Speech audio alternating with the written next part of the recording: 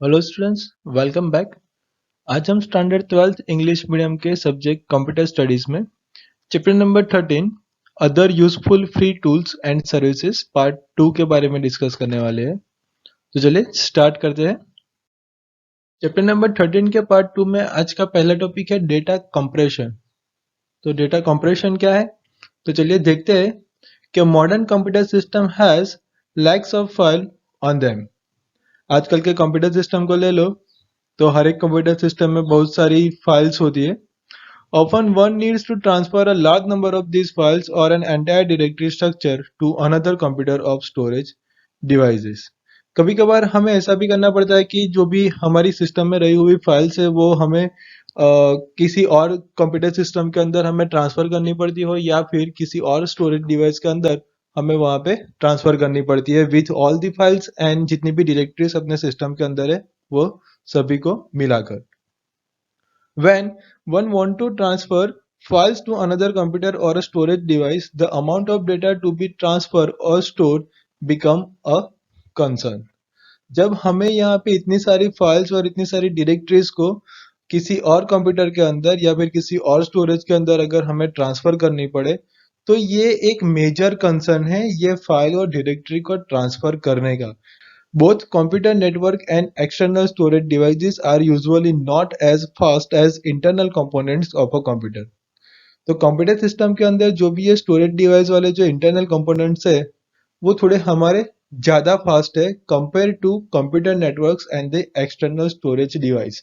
यानी कि हम अगर अपना फाइल्स और डायरेक्टरीज को through the computer network one system to another system हम अगर ट्रांसफर कर रहे हैं या फिर कोई भी एक्सटर्नल डिवाइस में हम उसका बैकअप ले रहे हैं तो वो थोड़ा टाइम कंज्यूम ले लेगा क्योंकि वो उतना जल्दी कॉपी पेस्ट नहीं कर पाएगा इन अदर सिस्टम या फिर कंप्यूटर जो भी हम एक्सटर्नल स्टोरेज में कॉपी पेस्ट करेंगे उसमें। Thus transferring larger amount of data can take more time. तो इसी की वजह से जो भी हमारा ट्रांसफर जो डेटा हमारा होगा वो ज़्यादा टाइम लेगा। If the internet is used for such transfers, more time may be taken in the transfer due to slow internet speed. अगर हम इंटरनेट के थ्रू अपना डेटा ट्रांसफर करने की सोचे तो भी वहां पे टाइम ज़्यादा जाएगा क्योंकि large amount of data internet के थ्रू हम ट्रांसफर नहीं कर पाते क्योंकि हमारे पास इंटरनेट की स्पीड स्लो है। Unless the user or organization has unlimited internet plan, higher amount of data may result in higher cost as well. अगर किसी ऑर्गेनाइजेशन के पास ऐसा अनलिमिटेड डेटा प्लान है कि अनलिमिटेड इंटरनेट प्रोवाइड कर रहा है कोई सर्विस प्रोवाइडर तो वहाँ पे हमारे पास अनलिमिटेड प्लान के लिए हमें ज़्यादा पैसे भी पे करने पड़ते हैं और वहाँ पे जो भी हमें कॉस्ट होगी वो भी हमारे लिए क्या होगी वहाँ पे अनलिमिटेड प्लान के लिए ज़्यादा। From a convenience point of view, in many cases, it is also desirable to have a single file to handle rather than a large bunch of files or a complex directory structure. तो यहाँ पे हम अपने एक सीधी तरीके से देखें तो हम अलग अलग एक एक दो दो फाइल्स को हैंडल करें। इससे अच्छा है कि हम क्या करें एक सीधा एक डायरेक्टरी ही हम क्या करें उसको एक्सेस करें या फिर उसको हम जो भी फाइल्स है हमारी उसको सारी फाइल्स को हम एक डायरेक्टरी के अंदर ही कन्वर्ट करें तो वो हमारे लिए उसको एक्सेस करना और उसको ट्रांसफर करना क्या हो जाएगा एकदम इजी हो जाएगा। Computer scientists have developed techniques to place a whole directory structure into a single file for convenience and such a file is called an archive। तो कंप्यूटर साइंटिस्ट ने क्या किया हुआ है कि उन्होंने एक टेक्निक्स डेवलप करी है कि यहाँ पे जो भी हमारे पास डिफरेंट डिफरेंट फाइल्स अवेलेबल है सिंगल सिंगल या फिर डिफरेंट डिफरेंट डायरेक्टरीज अवेलेबल है उन सबको मिलाकर यहाँ पे सिर्फ एक ही जगह पर उनको क्या करा है कंबाइन करके रखा हुआ है। ओके और इस टेक्निक को यहाँ पे आर्चिव नाम से जाना गया है। यानी कि सारी डायरेक्टरीज एंड मल्टीपल फाइल्स को एक जगह पर इकट्ठा करो और उसको आर्चिव के अंदर क्या करो कन्वर्ट कर दो। They have also developed a number of techniques for reducing the storage requirement of computer files and directory structure and these techniques are called data compression। तो यहाँ पे जो भी हमारे कंप्यूटर साइंटिस्ट हैं उन्होंने यहाँ पे काफ़ी सारी ऐसी टेक्निक्स भी ढूंढ के रखी है कि जो हमारे कंप्यूटर सिस्टम में हम अपने फाइल्स या डायरेक्टरीज को स्टोर करके रखते हैं तो उनको रिड्यूस कैसे करना है। तो अलग अलग टेक्निक से हम अपने डेटा को वहाँ पे जो भी एक्चुअल साइज है उससे कम साइज के अंदर अपने कंप्यूटर सिस्टम के अंदर स्टोर कर सकते हैं। और उस टेक्निक को कि जो हमारी एक्चुअल साइज होती है हमारी फाइल और डायरेक्टरीज की, तो उससे थोड़ी कम साइज के अंदर हम अपने डेटा को स्टोर कर सके, उस टेक्निक को यहाँ पे डेटा कंप्रेशन के नाम से जाना गया है। Data compression generally works by identifying the repetitions in the data and encoding the data in a way that reduces or eliminates such repetitions. तो यहाँ पे डेटा कंप्रेशन काम कैसे करेगा? तो डेटा कंप्रेशन यहाँ पे काम इस तरह से करता है कि जो भी हमारी फाइल या डायरेक्टरी है उसके अंदर पर्टिकुलर कोई वर्ड वहां पे अगर रिपीट होता रहता है, कोई भी डेटा हो जो रिपीटेशन में आता जाता है, तो उसको क्या करता है, एक ही बार काउंटिंग में लेगा, देन आफ्टर उसको क्या करेगा, अपनी तरीके से उसको कैलकुलेशन में लेगा, यानी कि एक्चुअल कंटेंट को फिर उसको अपनी तरीके अपने हिसाब से वो क्या करेगा, कन्वर्जेशन में लेगा और इस हिसाब से वो क्या करेगा, फाइल को कॉम्प्रेक्स कर देगा और जो रिपीटेशंस में आते हैं उसको वो क्या करेगा, टोटली एलिमिनेट यानी कि इग्नोर कर देगा। Some techniques also identifies and eliminates least important information to conserve space. तो यहाँ पे कुछ टेक्निक्स ऐसे भी होती है कि वो अपने आप जो भी इंपॉर्टेंस चीजें होती है उसको आइडेंटिफाई कर लेती है और उसको फिर बाद में क्या करती है, एलिमिनेट कर देती है, ताकि हमारी स्पेस ज्यादा से ज्यादा कॉम्प्रेस हो जाए। As an example consider the children's rhyme shown in the below figure. तो यहाँ पे एक एग्जाम्पल के रूप में हम देखें कि डेटा कंप्रेशन किस हिसाब से काम करता है, तो यहाँ पे एक एग्जाम्पल दिया गया है जिसके अंदर हम छोटे बच्चों की एक यहाँ पे एक पोयम देख सकते हैं जिसके एक्चुअल कंटेंट्स यहाँ पे जो फिगर में दिए गए हैं उस हिसाब से है कि 1 little 2 little 3 little Indians 4 little 5 little 6 little Indians etcetera etcetera, सारा कुछ यहाँ पे क्या गया है, एक राइम के रूप में लिखा गया है जो एक्चुअल कंटेंट है। अब इसी एक्चुअल कंटेंट को अगर हमें डेटा कॉम्प्रेक्स करके हमें वो फाइल को स्टोर करनी है तो हम किस हिसाब से वहां पे स्टोर कर सकते हैं, तो उसका एग्जांपल हम देखें यहाँ नेक्स्ट।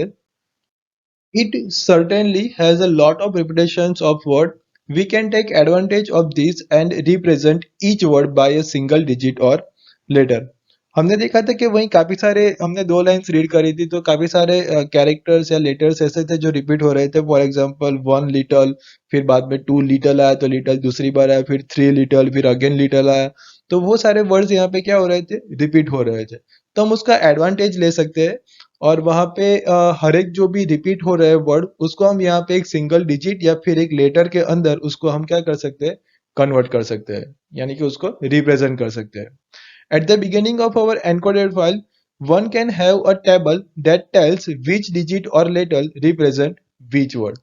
तो जब भी हम यहाँ पे एनकोडेड फाइल की हम स्टार्टिंग करेंगे यानी कि उसको कन्वर्ट करने की प्रोसेस करेंगे, उससे पहले हम वहां पे उसको डिनोट कर देंगे कि जो भी रिपीटेशन वाले वर्ड है वो रिपीटेशन वाले वर्ड को हम यहाँ पे कौन से डिजिट से डिनोट किए हुए हैं, ताकि जो एनकोडेड फाइल है उसको जब हम एक्चुअल कंटेंट्स के अंदर कन्वर्ट करेंगे जब भी, तब वहां पे क्या हो, उसको समझने में आसानी रहे। उसके लिए हम वहां पे बता देंगे कि भाई पर्टिकुलर लिटिल वर्ड है तो हमने लिटिल वर्ड के लिए ये लेटर या फिर ये डिजिट डिजिट हमने क्या करा हुआ है, मेंशन किया हुआ है।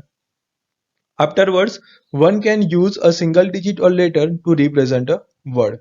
जब भी हमने वहां पे बता दिया कि पर्टिकुलर जो भी रिपीटेशन वाले वर्ड है उसके लिए हमने एक लेटर या फिर एक डिजिट वहां पे असाइन कर दिया, देन आफ्टर क्या करना है, हमें उस पोयम को जो भी राइम्स है उसको हम यहाँ पे उसके अंदर क्या करेंगे, ट्रांसफॉर्म करने की कोशिश करेंगे, यानी कि हम फिर वहां पे पोयम को उसी डिजिट या फिर नंबर के रूप में वहां पे लिखेंगे। Thus, lengthy words appears only one time and subsequently they are represented by a single character. तो यहाँ पे क्या होगा, तो उस टाइप के रिपीटेशन वाले वर्ड यहाँ पे एक ही बार वहां पे वो डिनोट हो गए, यानी कि हम सिंगल डिजिट या फिर एक सिंगल लेटर के अंदर हम उसको वहां पे लिखेंगे। Punctuation should be left as it is, और पोएम के अंदर जहाँ पे भी पंक्चुएशन मार्क्स आते हैं उसको हम वहां पे सेम एज इट इज जैसे थे वैसे के वैसे ही हम यहाँ पे रखेंगे। Mark the beginning of the table with a caret symbol and end of the table with a dollar symbol। तो हम यहाँ पे जब भी हम कन्वर्जेशन की प्रोसेस करेंगे at the very beginning of the file, वहां पे हम कैरेट सिंबल का वहां पे एक पंक्चुएशन मार्क रखेंगे ताकि हमें पता चले कि यहाँ से वो स्टार्ट हुआ है। और जब भी हमारा एनकोडिंग खत्म हो जाएगा यानी कि हमने वो सारा कुछ लिख दिया तो वहां पे हम क्या करेंगे, डॉलर सिंबल का यूज करेंगे ताकि पता चलेगा कि स्टार्टिंग पोजीशन और एंडिंग पोजीशन यहाँ पे है। Okay, the encoded file is also shown in the below figure. तो हमने लिख दिया यहाँ पे जो भी रिपीटिशंस वाले वर्ड थे कि हमने पर्टिकुलर वर्ड के लिए ये डिजिट या फिर ये लेटर हमने असाइन किया हुआ है, वो सारा कुछ यहाँ पे हो गया, कैरेट सिंबल डॉलर सिंबल लिख दिया। देन आफ्टर कन्वर्जन यानी कि एनकोडेड फाइल कैसी दिखेगी, जो हमारी एक्चुअल फाइल थी उसके विपरीत फाइल हमें यहाँ पे एनकोडेड फाइल यहाँ पे देखने को मिलेगी, जो हम यहाँ पे नेक्स्ट देखेंगे। तो हम यहाँ पे अपनी एनकोडेड फाइल देखें तो यहाँ पे जो हमने कंटेंट्स को एनकोड करके रखे वो आप वेरी बिगिनिंग जो फर्स्ट 3 लाइन से उसके अंदर आप देख सकते हो कि हमने वहाँ पे कैरेट सिंबल से अपनी फाइल को स्टार्ट किया हुआ है और वहाँ पे मेंशन किए सारे लेटर्स को कि हमने कौन सा डिजिट वहाँ पे असाइन किया हुआ है। तो यहाँ 1 के लिए हमने 0 लिया हुआ है, लिटल के लिए 1 लिया हुआ है, 2 के लिए 2 लिया हुआ है, 3 के लिए 3 लिया हुआ है, इंडियंस के लिए 4 लिया हुआ है एंड 4 के लिए हमने 5 लिया हुआ है। तो वैसे सारे हमने जो भी हमारे एक्चुअल कंटेंट्स थे, जो भी वर्ड्स वहां पे आ रहे थे, उन सबको यहाँ पे कोई ना कोई वर्ड, कोई ना कोई लेटर या फिर कोई ना कोई यहाँ पे एक डिजिट देकर उसको क्या करा हमने असाइन किया हुआ है। एंड देन आफ्टर जो आप नीचे वहां पे देख रहे हो कि 0 1 2 1 3 1 4, तो वो जो हमारी पोयम थी 1 लिटल 2 लिटल 3 लिटल इंडियंस, उसको हमने यहाँ पे मेंशन किया हुआ है। यानी कि 1, तो यहाँ पे 0 था 1 के लिए तो यहाँ पे 0 लिया, फिर यहाँ पे हम लिटल लिखने वाले थे तो हमने वहां पे लिटल के लिए 1 लिखा हुआ है तो 1 लिया, फिर यहाँ 2 था तो 2 के लिए वहां पे 2 मेंशन किया था इसीलिए 2, अगेन 2 लिटल वर्ड था तो लिटल के लिए 1 हमने मेंशन किया है तो हम वहां पे क्या करेंगे 1, फिर 3 लिटल इंडियन तो 3 के लिए 3 था, अगेन लिटल वर्ड आया तो हम वहां पे 1 डिनोट करेंगे एंड जो इंडियन था तो इंडियन के लिए हमने 4 मेंशन किया था तो यहाँ पे अपना 4 आ गया। तो उसी हिसाब से हमने फिर सारी पोएम यहाँ पे क्या कर दी, मेंशन करा दी है। ओके, यानी कि हमने एनकोड कर दी अपनी एक्चुअल फाइल को। तो यहाँ पे हम देखें कि while the size of the original file was 324 bytes and the size of the encoded file is just 2 to 6 byte।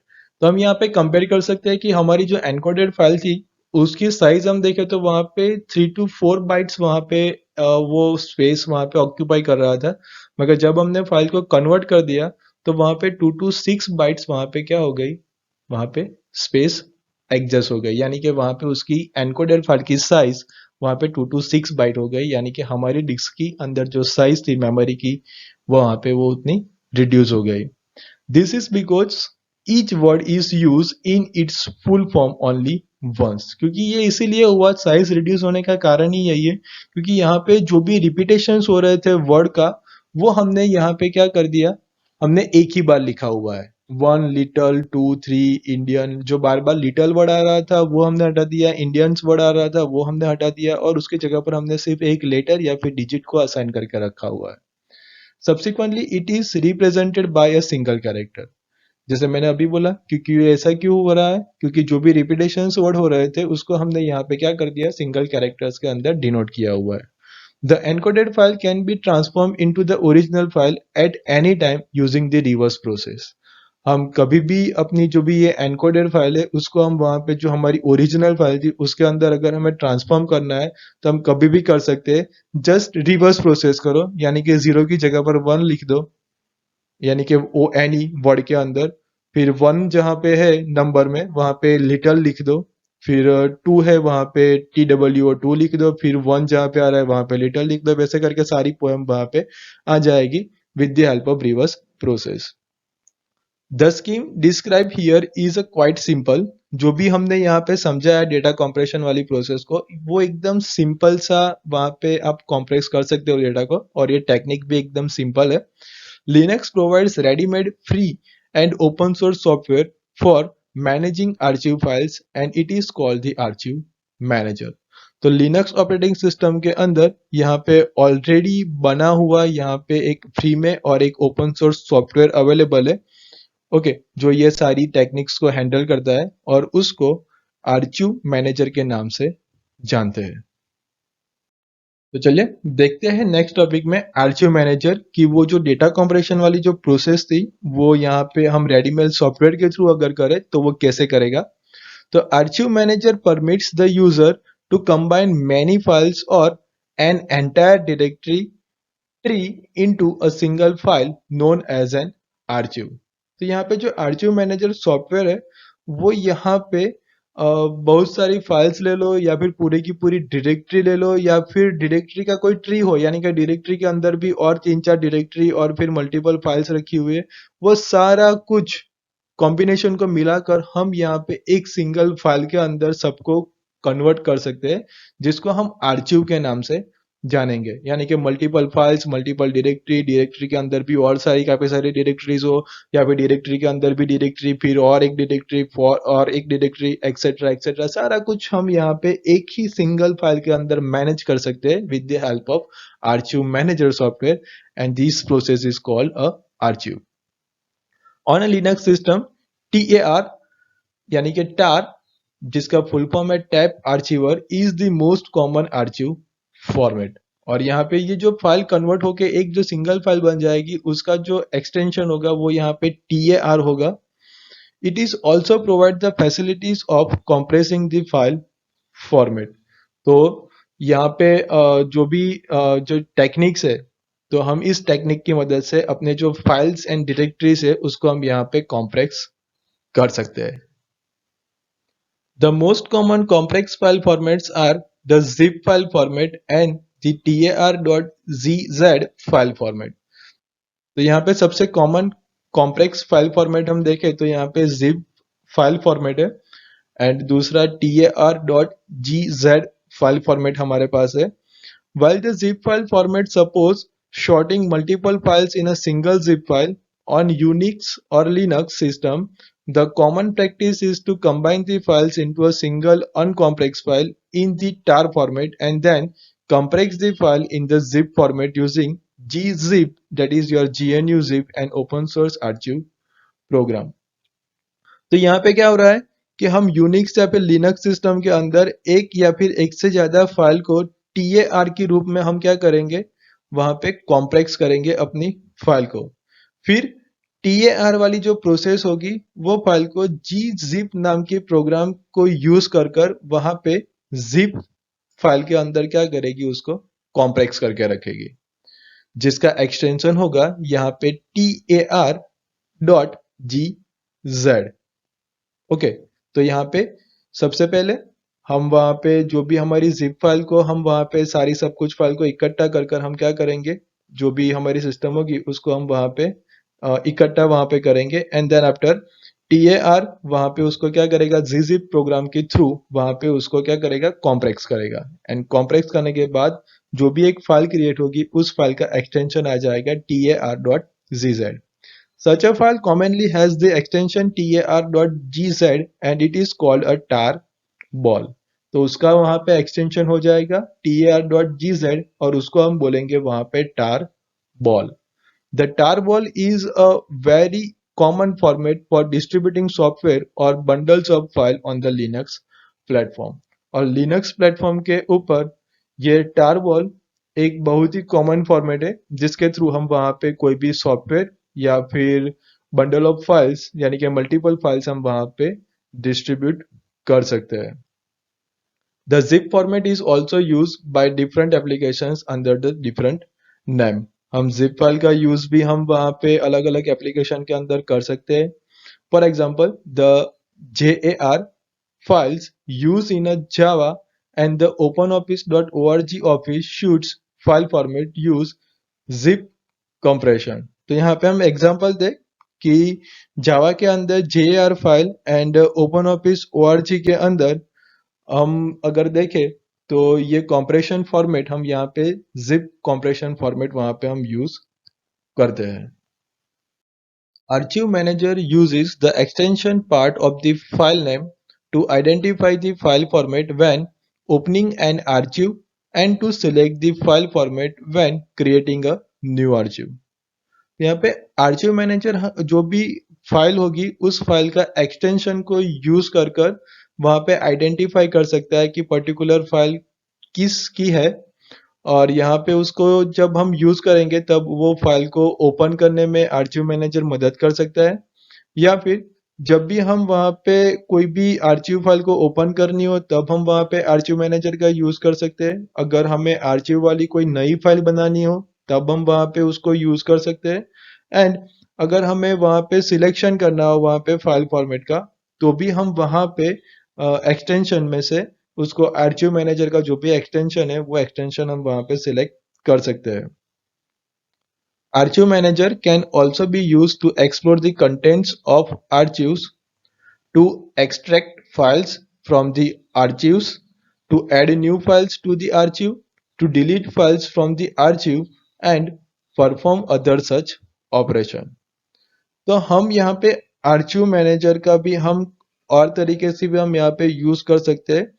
जैसे कि अगर हमें कोई भी फाइल के कंटेंट्स को वहाँ पे एक्सप्लोर करना है, या फिर आर्चिव में से कुछ फाइल्स को बाहर निकालना है, यानी कि extract the files from the archive. कोई नई फाइल हमें आर्चिव के अंदर ऐड करनी हो, या फिर वहां से कुछ फाइल हमें डिलीट करनी हो, और काफी सारे ऐसे ऑपरेशन है जो हम आर्चिव मैनेजर के थ्रू वहां पे परफॉर्म कर सकते हैं। There is no menu items to start the archive manager by default.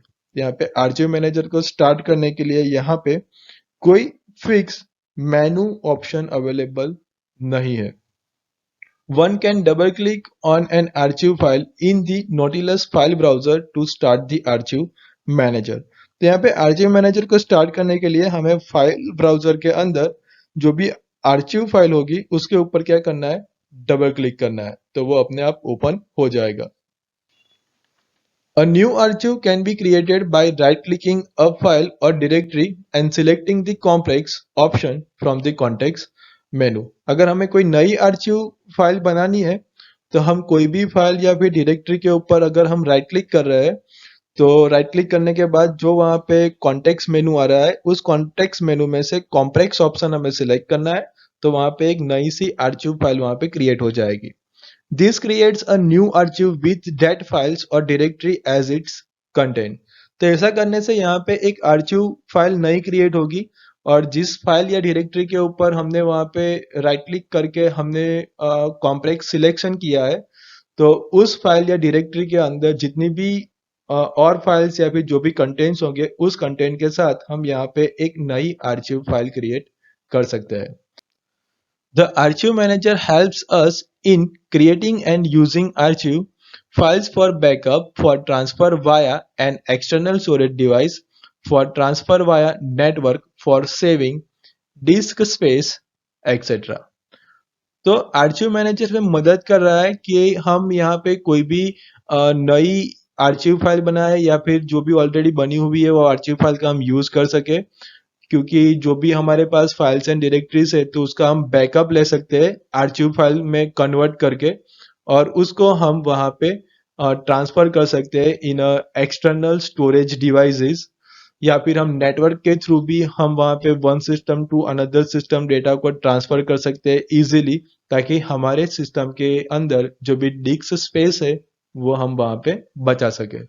यानी कि उसको मूवमेंट कराना हो या फिर उसका बैकअप लेना हो, तो सबसे बढ़िया तरीका है कि जो भी हमारे पास फाइल्स या फिर डायरेक्टरी स्ट्रक्चर है उसको क्या करो, आर्चिव मैनेजर के थ्रू उसको वहां पे आर्चिव फाइल में क्या कर दो, कन्वर्ट कर दो, एंड देन आफ्टर इजीली उसका बैकअप वहां पे ले लो, क्योंकि हमारी फाइल कॉम्प्लेक्स हो जाएगी और उसकी एक्चुअल साइज से कम साइज के अंदर अपना डेटा वहां पे ट्रांसफर हो जाएगा।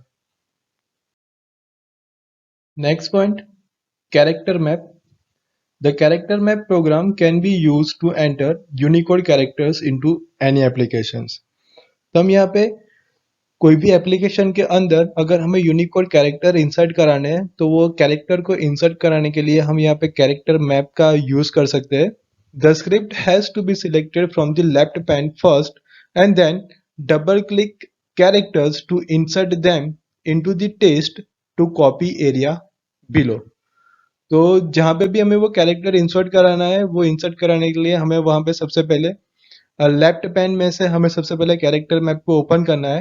देन आफ्टर जो कैरेक्टर्स वहां पे हमें इंसर्ट कराना है उस कैरेक्टर को वहां पे डबल क्लिक करो, तो अपनी जो भी फाइल्स या जो भी डेटा होगा हमारा, तो उसके अंदर वो कैरेक्टर वहाँ पे इंसर्ट हो जाएगा।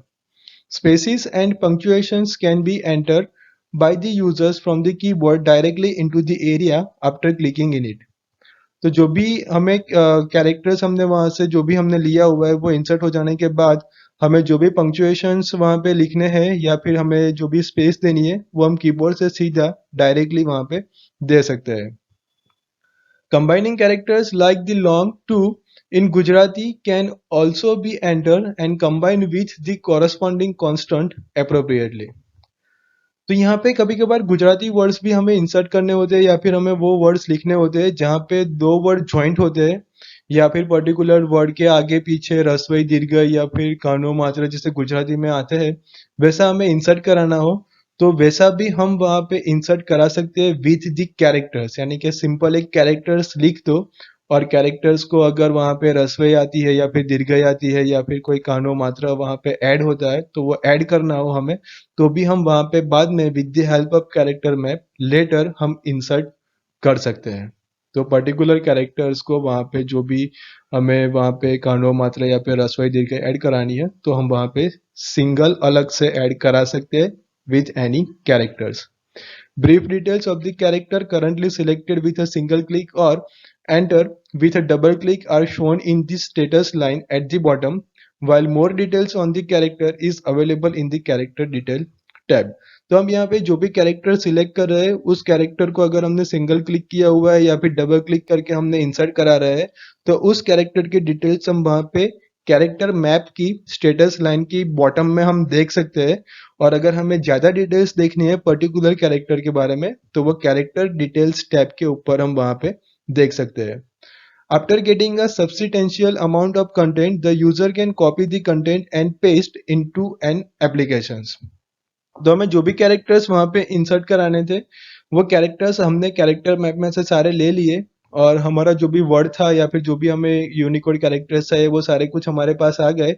देन आफ्टर जो भी हमने कैरेक्टर मैप में से लिए हुए हैं तो वो सारे कैरेक्टर्स को वहां पे कॉपी करो और अपनी एप्लीकेशन के अंदर हमें जहाँ पे भी पेस्ट करने थे वहां पे जाके क्या कर दो, पेस्ट कर दो। A character map is good solution if one has to type a few characters in another script occasionally. तो यहाँ पे कैरेक्टर मैप एक बेस्ट ऑप्शन है कि एक सॉल्यूशन हम उसको कह सकते हैं कि हमें यहाँ पे कुछ ऐसे कैरेक्टर्स है जो हम वहाँ पे टाइप ना कर सके या फिर वहाँ पे हमें टाइप करने में थोड़ी मुश्किल ही आती है तो या फिर कुछ और स्क्रिप्ट के अंदर हमें कुछ और स्क्रिप्ट ऐड करनी पड़ती है तब हम वहाँ पे कैरेक्टर मैप का यूज कर सकते हैं जो कभी कभार हमें टाइपिंग के अंदर ये प्रॉब्लम्स हमें हो जाती है, कुछ कैरेक्टर्स हमें मिल नहीं पाते या फिर उसके जॉइंट्स हम ढूंढ नहीं पाते। ये मेजर इश्यूज हमें गुजराती लैंग्वेज टाइप करने में आती है क्योंकि गुजराती लैंग्वेज में थोड़े कैरेक्टर्स ऐसे होते हैं कि जिसको हम टाइपिंग करना नहीं आता या फिर उस हिसाब से कैरेक्टर्स होते हैं कि जो हम वहाँ पे डायरेक्टली लिख नहीं पाते। तो वैसे वाले सिंबल्स वाले कैरेक्टर्स हम डायरेक्टली यहाँ पे कैरेक्टर मैप वाले ऑप्शन में से सिलेक्ट कर कर हम अपना कंटेंट ले सकते हैं। और नेक्स्ट डायग्राम में हमने कैरेक्टर्स मैप की इमेज रखी हुई है कि कैरेक्टर मैप किस हिसाब का होता है। तो हम देखते हैं नेक्स्ट के अंदर कि कैरेक्टर मैप कैसा होता है। तो एज यू सी कि हमने फिगर रखी हुई है कैरेक्टर मैप की, तो आप इस हिसाब से वहाँ पे हमने गुजराती लैंग्वेज के वर्ड्स यहाँ पे सिंबल्स रखे हुए हैं सारे कुछ। तो जितने भी कैरेक्टर्स होंगे वो सारे कैरेक्टर्स यहाँ पे आपके डिस्प्ले हो जाते हैं। तो यहाँ पे एक कैरेक्टर जो हाईलाइट यानी कि बड़ा दिख रहा है that is a single character जो मुझे इंसर्ट करवाना था वो मैंने वहाँ पे हाईलाइट करके यानी कि क्लिक करके रखा हुआ है। और बाकी की जो भी यहाँ पे कैरेक्टर्स है उसके डिटेल्स आप वहाँ पे देख सकते हो। नीचे कैरेक्टर्स टू कॉपी लिखा हुआ है, डेट मीन्स मैं यहाँ से जितने भी कैरेक्टर्स लेता जाऊंगा वो सारे कुछ वहाँ पे टाइप करके मुझे दिखाई देंगे और मुझे प्रॉपर वर्ड अगर मिल जाता है तो उसको पूरा सिलेक्ट करके मैं कॉपी करूंगा और मुझे जहाँ पे भी फाइल में मुझे पेस्ट करना होगा उस फाइल में जाके मैं पेस्ट कर सकता हूँ। तो यहाँ पे देख सकते हो कि काफी सारे कैरेक्टर्स है जो शायद हमें टाइप करना ना आता हो तो हम यहाँ पे सीधा इजीली ढूंढ कर अपना टाइपिंग कंटिन्यू आगे कर सकते हैं। तो character map is the best way कि जहाँ पे अलग अलग स्क्रिप्ट या अलग अलग लैंग्वेज के अंदर हमें टाइप करना हो तो हम कैरेक्टर मैप का यूज कर कर हम जो भी पर्टिकुलर लैंग्वेज के रिगार्डिंग कैरेक्टर्स है वहां से ढूंढ कर हम वहां पे उसको टाइप कर सकते हैं। नेक्स्ट पॉइंट है प्लॉटिंग इन आर। तो हमने चैप्टर नंबर 13 के फर्स्ट पार्ट के अंदर आर सॉफ्टवेयर के बारे में देखा था। तो आर सॉफ्टवेयर का जो हमने यूज देखा था वही आर सॉफ्टवेयर को यहाँ पे कंटिन्यूटी के अंदर हम वहाँ पे देखे कि आर सॉफ्टवेयर के अंदर हमने जो भी कुछ डेटा इंसर्ट करवाए थे उस डेटा के थ्रू अगर हमें यहाँ पे कोई डायग्राम यानी कि कोई बार चार्ट या फिर कोई भी हमें डायग्राम वहाँ पे रिप्रेजेंट करना हो तो हम कैसे कर सकते हैं। तो देखें कि assuming that the bar chart has to be plotted representing faculty by student in a university। तो हम यहाँ पे एक सीधा एग्जांपल ही देखें कि यहाँ पे एक हम यूनिवर्सिटी की फैकल्टी वाइज स्टूडेंट का हम एक बार चार्ट प्रिपेयर करने वाले हैं। Define the number of students as a list and the name of the faculty as another list. तो यहाँ पे दो लिस्ट हमें क्रिएट करने हैं। एक लिस्ट के अंदर स्टूडेंट्स के नेम वहाँ पे यानी कि नंबर ऑफ स्टूडेंट्स कितने हैं वो वहाँ पे बता दो, और दूसरे लिस्ट के अंदर कौन कौन सी फैकल्टीज आप ले रहे हो उस फैकल्टी के नाम बता दो। Then use the function bar plot with various argument for drawing the plot as shown in below figure। तो आप यहाँ पे बार प्लॉट नाम के फंक्शन का यूज कर कर ये सारे आर्ग्यूमेंट्स को कंबाइन करो ताकि हम इजीली वहाँ पे एक बार चार्ट वहाँ पे ड्रॉ कर सके, और नीचे फिगर में जैसा दिया गया है वैसा आप आर सॉफ्टवेयर के अंदर वहाँ पे आप लिख सकते हो। तो यहाँ पे बार चार्ट क्रिएट करने के लिए हमने यहाँ पे उसका थोड़ा फंक्शंस वहाँ पे लिखे हुए हैं। तो आप देख सकते हो पहली दो लाइन के अंदर हमने नंबर ऑफ स्टूडेंट्स एक फंक्शन के अंदर हमने वहाँ पे डिनोट करे, फिर दूसरी लाइन के अंदर हमने फैकल्टी नेम्स बता दिए कि हमने इतने इतने फैकल्टीज का यूज किया है। एंड देन आफ्टर ये जो बाकी की तीन लाइन्स है वो हमें वहाँ पे जो चार्ट ड्रॉ करना था उसके लिए हमने वहाँ पे सारा बार प्लॉट के फंक्शन का यूज कर कर हमने वहाँ पे लिखा हुआ है। The first argument specifies the data list while all other arguments have the form name is equal to value. Use the arguments main, xlab, ylab, names.arg, ylim and border to specify the main title, x-axis label, y-axis label, the value to be displayed for the bars, the range of values to be plotted on the y-axis and border color respectively। तो यहाँ पे हमने अलग अलग arguments वहाँ पे use करी हुए, जहाँ पे आप देख सकते हो कि फिगर के अंदर वाई लैब वहाँ पे लिखा हुआ है, names dot A R G लिखा हुआ है, वाई एल आई एम लिखा हुआ है, बॉर्डर लिखा हुआ है। डेट मीन्स वहाँ पे अलग अलग आर्ग्यूमेंट का यूज कर कर आप वहाँ पे उसके वैल्यूज दे दो ताकि आप वहाँ पे एक्स एक्सिस के ऊपर आप एक नाम देख सको, वाई एक्सिस के ऊपर एक नाम देख सको।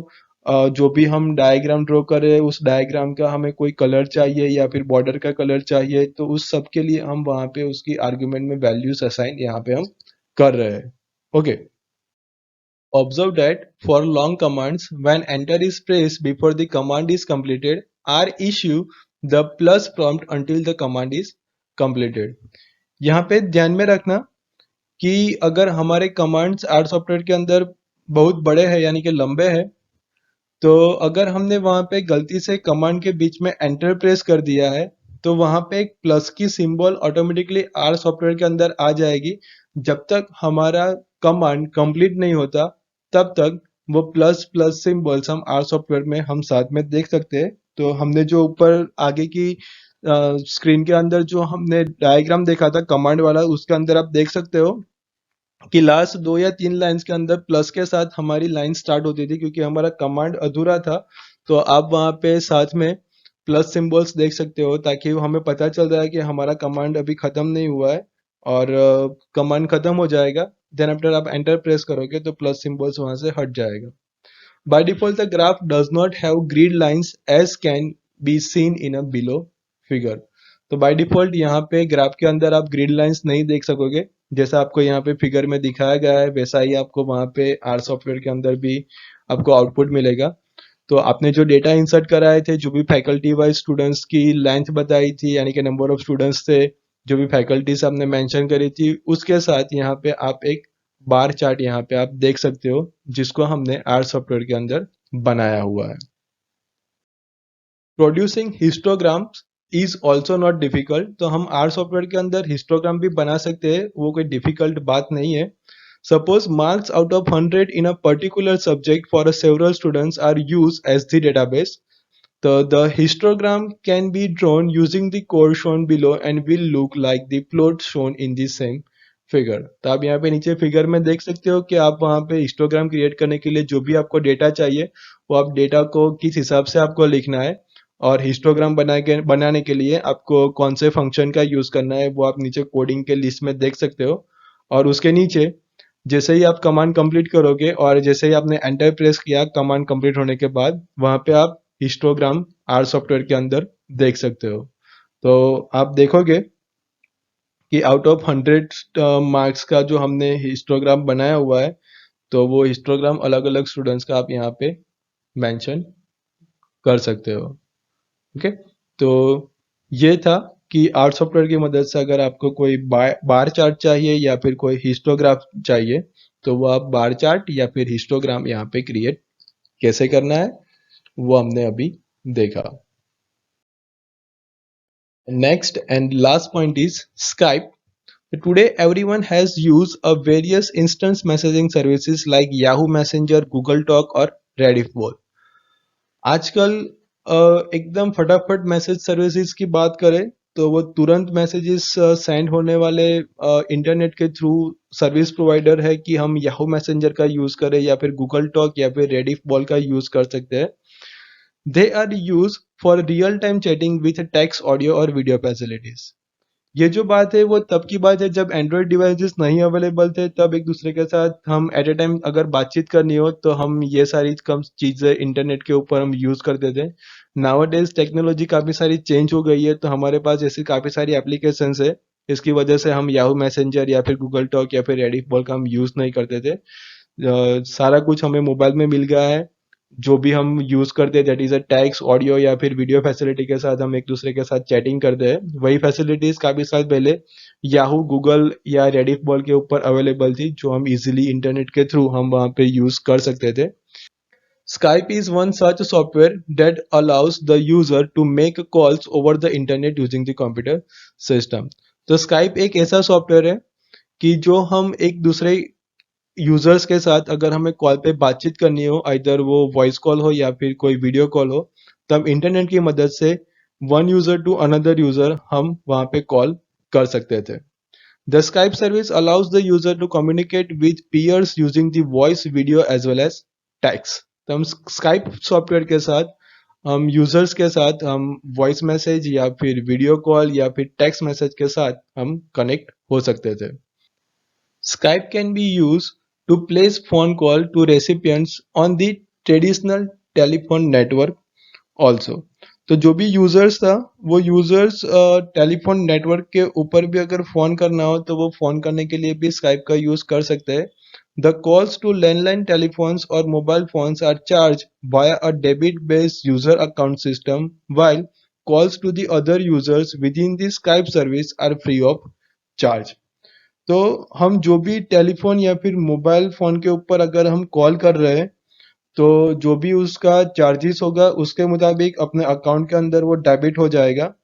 और हम अगर स्काइप टू स्काइप कॉल कर रहे हैं तो वो Skype to Skype calling service एकदम टोटली क्या थी, फ्री थी। ओके, यानी कि उसका कोई चार्ज नहीं था। मगर हम यहाँ पे स्काइप के थ्रू किसी लैंडलाइन के ऊपर फोन किया है या फिर मोबाइल के ऊपर फोन किया है तो वो जो भी चार्जेस डिसाइड किए गए होंगे उस चार्जेस के मुताबिक अपने अकाउंट में से उतना डेबिट हो जाएगा। It also provides additional features like file transfer and video conferencing. तो यहाँ पे स्काइप के अंदर हमें और बेहतर फैसिलिटीज मिलती थी कि हम यहाँ पे कोई भी फाइल ट्रांसफर करनी हो तो हम वो फाइल भी ट्रांसफर कर सकते हैं, और वीडियो कॉन्फ्रेंस भी करना हो तो भी हम वहां पे उसको कर सकते हैं। The Skype software can be downloaded free of cost through it's source code is proprietary and not available for modification.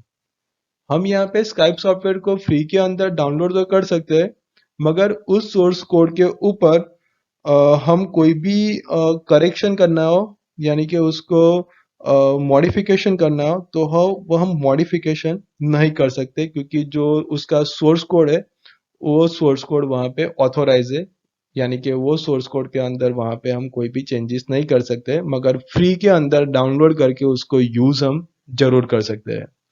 To use Skype A working sound input and output configuration is needed. हमें Skype का use करने के लिए ऐसी कोई system चाहिए जिसके अंदर इनपुट और आउटपुट की फैसिलिटीज हो, यानी कि हम अंदर आवाज भेज भी सके सिस्टम के अंदर और हमें कुछ सुनाई भी दे, जैसे कि जनरली हमें हर एक सिस्टम के अंदर ये फैसिलिटीज तो अवेलेबल होती ही है. Most modern computers today supports both this features. जैसा अभी मैंने बोला कि आज की लेटेस्ट टेक्नोलॉजी ये दोनों सिस्टम को सपोर्ट करती है और ऑलरेडी सिस्टम के साथ इनबिल्ट ही आती है, तो हमें इसके बारे में चिंता करने की कोई जरूरत भी नहीं है. In laptops, they are inbuilt, while on desktop, extension like a headset, speaker and a webcam are used. अगर हम लैपटॉप में स्काइप यूज कर रहे हैं तो हमें कोई एक्स्ट्रा मटेरियल्स यूज करने की जरूरत नहीं है, क्योंकि लैपटॉप के अंदर वेब कैमरा ऑलरेडी इनबिल्ट आ जाता है, तो हम वीडियो कॉल आसानी से कर सकते हैं. मगर जब भी हम डेस्कटॉप के अंदर स्काइप यूज करें तब हमें वहां पे एक एक्सटर्नल डिवाइसेस जैसे कि हैंडसेट यूज करना पड़ेगा, क्योंकि हमें वो आवाज सुनाई दे, या फिर हम स्पीकर के थ्रू काम कर सकते हैं. तो हमारे सीपीयू के साथ स्पीकर भी कनेक्ट होने चाहिए ताकि हम आवाज सुन सके. और वीडियो कॉल अगर हम कर रहे हैं तो वहां पे एक वेब कैमरा भी इंसर्ट कराना पड़ेगा ताकि हम वेब कैमरा के थ्रू हम वीडियो कॉलिंग भी कर सके. Skype software can be install from the software centre. तो यूबंटू के अंदर आपको अगर स्काइप को यूज करना है तो यूबंटू के सॉफ्टवेयर सेंटर में जाकर आप स्काइप को इंस्टॉल कर सकते हो. To start a Skype, choose application, internet option and Skype select करो. तो आपको अगर स्काइप ऑप्शन सिलेक्ट करना है तो एक बार वो सक्सेसफुली इंस्टॉल हो गया, देन एप्लीकेशन मेनू में से इंटरनेट को सिलेक्ट करो एंड स्काइप नाम की एप्लीकेशन को पर क्लिक करने से आप वहां पे स्काइप प्रोग्राम को अपने सिस्टम के अंदर रन कर सकोगे. If it is being open for the first time, it will open an end user license agreement window. अगर आपने वहां पे फर्स्ट टाइम ही स्काइप ओपन करा हुआ है तो आपको एक अलग से एक पॉपअप डायलॉग बॉक्स ओपन होगा जिसके अंदर स्काइप के रिगार्डिंग जो भी लाइसेंस एग्रीमेंट होगा उसके ऊपर आपको क्लिक करना पड़ेगा, या फिर जो भी एग्रीमेंट है उसको एक्सेप्ट करना पड़ेगा ताकि आप उसको सक्सेसफुली या फिर बिना रोक टोक उसको आप यूज कर सको. यानी कि स्काइप की जो भी टर्म्स एंड कंडीशन है उसको आपने एक्सेप्ट करिए, उसके लिए वो आपको एग्रीमेंट विंडो दिखेगा. The contents can be read and I agree button has to be click. तो जो भी कंटेंट्स लिखे हुए हैं यानी कि जो भी एग्रीमेंट है वो एग्रीमेंट को एक बार पूरा रीड कर लो एंड वहां पे आई एग्री का एक बटन होगा, उसके ऊपर क्लिक करने से आप स्काइप सर्विसेज आप फ्रीली यूज कर सकोगे. अगर आपने यूज नहीं किया और सीधा बंद कर दिया तो स्काइप विंडो भी ऑटोमेटिकली बंद हो जाएगी. और window as shown in below figure will be display. और आई एग्री बटन पे क्लिक करोगे आप तो जो आपको नीचे स्क्रीन में जो विंडो दिख रही है उस हिसाब की विंडो आप वहां पे अपनी स्क्रीन के ऊपर देख पाओगे. और वहां पे जो भी क्रिएट अकाउंट ऑप्शन जो आपको दिख रहा है वहां पे अपना एक स्काइप का अकाउंट क्रिएट कर दो एंड स्काइप अकाउंट क्रिएट करने के बाद यूजर नेम पासवर्ड के साथ आप स्काइप सर्विसेज यूज कर सकते हो. तो यह है आपकी एक इनिशियल विंडो स्काइप की. To use the Skype service, a Skype user account is needed. Click on the link with the contents. Don't have a Skype name yet, and then follow the procedure to create a Skype name.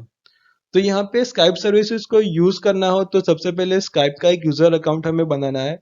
तो वो user account बनाने के लिए वहां पे एक option available है कि don't have a Skype name yet, वहां पे क्लिक करो और फिर उसके बाद वहां पे जो भी प्रोसीजर है अकाउंट क्रिएट करने की वो प्रोसीजर को क्या करो, फॉलो करो. Once an account has been created, enter the Skype name and password as shown in the above figure and click on the sign in button. और एक बार सक्सेसफुली अपना अकाउंट बन गया यानी कि हम रजिस्टर्ड यूजर्स हो गए, देन आफ्टर जो भी अपना यूजर नेम एंड पासवर्ड है या फिर अपना जो भी स्काइप नेम है तो स्काइप नेम एंड पासवर्ड वहां पे लिख दो और वहां पे साइन इन बटन पे क्लिक करोगे तो आप वहां पे स्काइप के अकाउंट के अंदर सक्सेसफुली साइन इन हो जाओगे. फिर आपको स्काइप की जो भी सर्विसेज यूज करनी हो, audio call, voice call, conference, file transfer, जो भी कुछ यूज करना हो आप वहां पे फ्रीली यूज कर सकते हो. तो स्टूडेंट्स ये था चैप्टर नंबर 13 का पार्ट 2 जिसके अंदर हमने डेटा कंप्रेशन देखा, आर्चिव मैनेजर देखा. हम आर सॉफ्टवेयर के अंदर कोई डायग्राम ड्रॉ करना हो, ग्राफ ड्रॉ करना हो तो कैसे करेंगे वो हमने देखा. कैरेक्टर्स मैप के बारे में देखा कि जो कैरेक्टर्स हमें टाइप करने में या फिर इंसर्ट करने में कुछ प्रॉब्लम्स हो रहा है तो हम कैरेक्टर मैप में से कैसे इंसर्ट करेंगे वो कुछ देखा. एंड लास्ट में हमने देखा कि हम स्काइप सर्विस का यूज कैसे कर सकते हैं। तो आई होप ये सारे टॉपिक्स के बारे में आपको जो भी कुछ समझाया गया वो आपको समझ में आ गया होगा। तो नेक्स्ट चैप्टर के साथ हम जल्दी वापस मिलेंगे। तब तक goodbye, take care and thank you all.